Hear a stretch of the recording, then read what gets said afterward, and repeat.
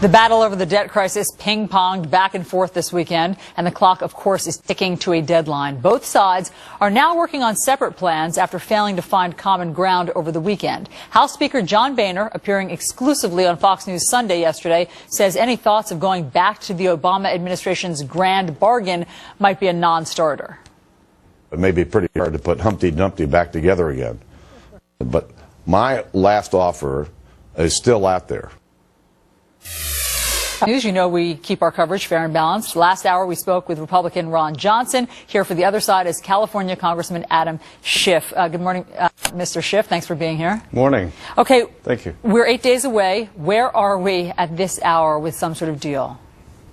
Well, it's not very encouraging. I don't like the fact that you have the Republican leadership in the House working on its own idea, the Senate leadership working on its own idea, because at the end of the day, a party line approach is not going to work. It's got to get through both houses. So I'm very concerned after the breakdown this weekend.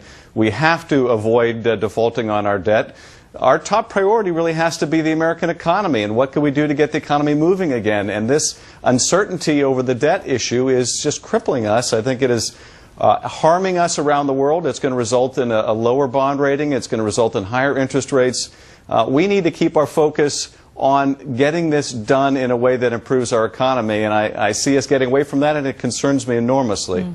Senate Majority Leader Harry Reid says that he will present a proposal based on some media reports. It will include $2.7 trillion in cuts. Do you know any more about what this Democratic proposal looks like? I really don't, and I don't know how much of that will also encompass the idea that the Bush tax cuts, or at least the upper income ones, go out of existence. It seems hard for me to believe that he will be proposing merely $2.7 trillion in cuts without any increase in revenue, something he's always supported. So it's very hard to gather. I think that Grover Norquist opened a window for the parties to get to agreement without people violating their Norquist pledge by assuming that some of the Bush tax cuts go out of existence. But at this point, we don't know whether that's part of the Senate plan or not. As you know, a balanced budget amendment plan, the Cut, Cap, and Balance Act died in the Senate. What's wrong with a balanced budget amendment?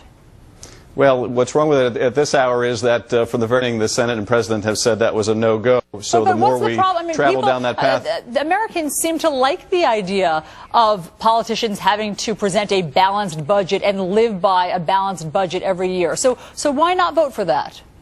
Well, embedding that in the Constitution, though, I think most economists will tell you would be a great mistake, because when the economy goes sour and you need to do counter-cyclical things to get the economy back out again, this would be precluded by a balanced budget amendment.